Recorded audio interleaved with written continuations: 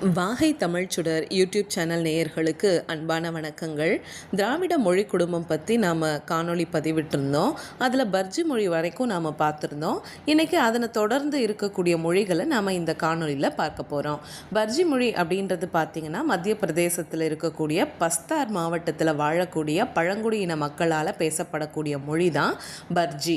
பர்ஜி மத்திய பிரதேசம் பஸ்தார் மாவட்டத்தில் வாழக்கூடிய பழங்குடியின மக்கள் பேசுகிற மொழி தான் பர்ஜி மொழி. இதை பர்ஜாஸ் அப்படின்னு அழைப்பாங்க.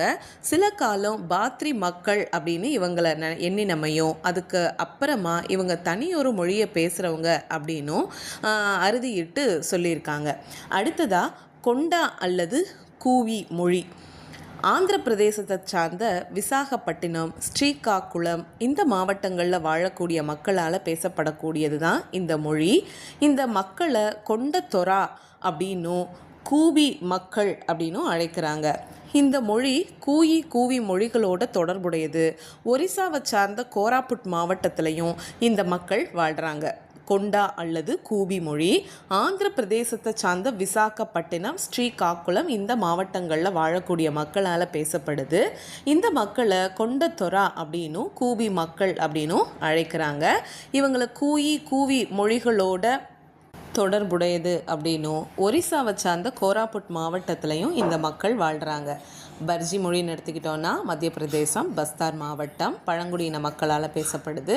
இந்த மொழி பேசுகிறவங்கள பர்ஜாஸ் அப்படின்னு அழைக்கிறாங்க. கொண்டா அல்லது கூவி மொழி அப்படின்னா இது ஆந்திர பிரதேசத்தை சார்ந்த விசாகப்பட்டினம், ஸ்ரீகாக்குளம் இந்த மாவட்டங்களில் வாழக்கூடிய மக்களால் பேசப்படுது. கொண்டதொரோ அப்படின்னும் கூவி மக்கள் அப்படின்னும் இந்த மக்களை அழைக்கிறாங்க. கதப்பா ஆந்திர பிரதேசத்தை சார்ந்த ஸ்ரீகாக்குளம் மாவட்டத்தில் சாலூர் தாலுக்காவில் பேசப்படக்கூடியது தான் இந்த மொழி. இதனை கொன்கோர் கதப்பா அப்படின்னும் அழைக்கிறாங்க.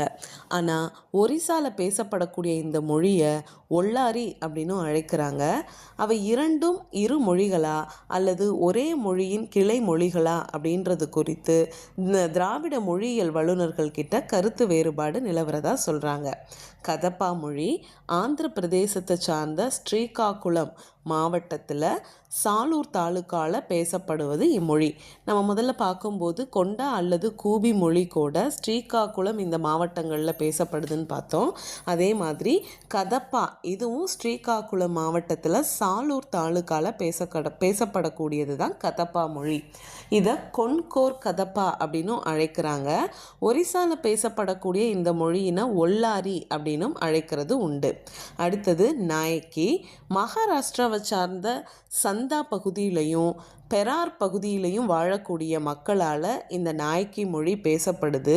இவங்களை தடுவ கோண்ட் அப்படின்னும் அழைக்கிறாங்க. இதனால் இவங்களை பலர் கோண்டி மக்கள் அப்படின்னு தவறாக நினச்சிட்ருக்கிறதா சொல்கிறாங்க. நாய்க்கி மகாராஷ்டிராவை சார்ந்த சந்தா பகுதியிலையும் பெரார் பகுதியிலையும் வாழக்கூடிய சுமார் 15,000 மக்களால் பேசப்படுது. இவங்களை தடுவ கோண்ட் அப்படின்னு அழைக்கிறாங்க. இதனால் இவங்களை பலர் கோண்டி மக்கள் அப்படின்னு தவறாக நினச்சிக்கிறாங்களாம். அடுத்ததாக பெங்கோ மொழி. இந்த மொழி ஒரிசாவை சார்ந்த கோரப்புட் மாவட்டத்திலையும் தசமந்தபூர் பகுதியிலையும் காலஹண்டி பகுதியிலையும் வாழக்கூடிய மக்களால் பேசப்படுது. இந்த மொழி பேசுகிறவங்கள பெங்கோ அப்படின்னும் ஜானி மக்கள் அப்படின்னும் அழைக்கிறாங்களாம். ஜானி மக்கள் அப்படின்னு யாரை அழைக்கிறாங்க அப்படின்னா பெங்கோ மொழி பேசுகிறவங்கள அழைக்கிறாங்க. இந்த மொழி பேசுகிறவங்கள பெங்கோ அப்படின்னும் ஜானி மக்கள் அப்படின்னும் அழைக்கிறாங்க. இந்த மொழியினர் ரொம்ப வேகமாக மற்ற மொழிகளை எல்லாம் கற்றுட்டு தங்களுடைய மொழிகளை மறந்துட்டு வராங்களாம். அடுத்து கோத்தா மொழி. தமிழ்நாட்டில் நீலகிரி மலை பகுதியில் வாழக்கூடிய மக்களால் பேசப்படுது. தமிழக பழங்குடி மக்களில் ஒரு இனமான கோத்தர்கள் இசை வல்லுநர்களாக வாழ்கிறாங்களாம். கோத்தா மொழி தமிழ்நாட்டில் நீலகிரியில் வாழக்கூடிய பழங்குடியின மக்களால் பேசப்படுது. தமிழக பழங்குடியின மக்களில் ஒரு இனமான இவங்க இசை வல்லுநர்களாக இருந்திருக்காங்க. அடுத்ததாக தோடா மொழி தமிழ்நாட்டில் நீலகிரியில் வாழக்கூடிய 800க்கும் அதிகமான மக்களால் பேசப்படக்கூடியது இந்த மொழி அப்படின்னு சொல்கிறாங்க. இதில் பல்வேறு புதிய ஒலிகளை இந்த தோடா மொழியானது கொண்டிருக்கான்.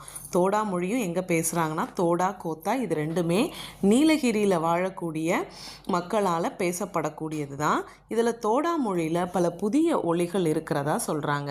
அடுத்து மண்டா மொழி ஒரிசாவில் இருக்கக்கூடிய கோராப்புட் மாவட்டத்தில் வாழக்கூடிய பழங்குடி மக்களால் பேசப்படுது. அடுத்ததாக கொரகா கர்நாடக மாநிலத்தை சார்ந்த தெற்கு கனரால வாழக்கூடிய மக்களால் பேசப்படுது. இந்த மக்கள் துளு மொழியை பேசுகிறதால இவங்களை பற்றிய மொழி அறிவு அண்மை காலம் வரைக்கும் எதுவும் கிடச்சிடல. இப்போ திராவிட மொழிகள் அப்படின்னு பார்க்கும்போது அதை 3ஆக பிரிக்கிறாங்க. தென் திராவிட மொழிகள், நடு திராவிட மொழிகள், வட திராவிட மொழிகள். தென் திராவிட மொழிகள் அப்படின்னா தமிழ், மலையாளம், கன்னடம், குடகு, துளு, தோடா, கோத்தா, கொரகா. நடு திராவிட மொழிகள் அப்படின்றது தெலுங்கு, கோண்டி, கோயா, கூவி, கோலாமி, பர்ஜி, கதப்பா, கொண்டா, நாயக்கி, பெங்கோ. வட திராவிட மொழிகள் அப்படின்றது குரூக், மால்தோ, பிராக்கோய். தோடா மொழி எங்கே பேசுகிறதா பார்த்தோன்னா தமிழ்நாட்டில் நீலகிரி மாவட்டத்தில் பேசுகிறதா பார்த்தோம். அதே போல் பார்த்திங்கன்னா மண்டா மொழி ஒரிசாவில் கோராப்புட் மாவட்டத்தில் வாழக்கூடிய பழங்குடியின மக்களால் பேசப்படுது. மலையாளம் கேரளாவில் பேசப்படுது, லட்சத்தீவில் பேசப்படுது. கன்னட மொழி கர்நாடகாவில் மைசூர் மாநிலத்தில் பேசப்படுது. தமிழகத்தில் பார்த்திங்கன்னா கோயம்புத்தூர், சேலம் இந்த பகுதிகளில் பேசப்படுது.